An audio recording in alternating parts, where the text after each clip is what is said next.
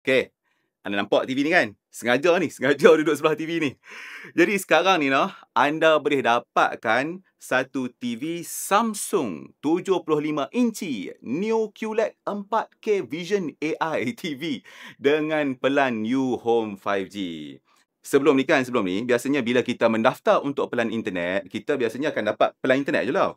Jadi sekarang ni, anda boleh pula tambah kalau anda nak beli satu TV Samsung ni. Di mana anda boleh bayar secara ansuran bersama-sama dengan pelan anda. Jadi maksudnya anda boleh dapatkan TV ni bersama dengan pelan UHome 5G anda. Okey, jadi anda diberikan dua pilihan. Satu pilihan tu anda nak bayar 24 bulan ataupun pilihan untuk nak bayar 36 bulan. Jadi ceritanya macam ni.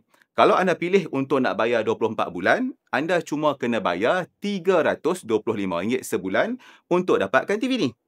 Tapi kalau anda pilih untuk yang 36 bulan, panjang sikit, maka anda boleh beli TV ni pada harga cuma RM217 sebulan. Alright, tuan-tuan dan puan sekalian, lagi sekali, inilah dia TV Samsung 75 inci Neo QLED 4K Vision AI TV yang mana anda boleh dapatkan sekali sekarang ni dengan pelan UHome 5G.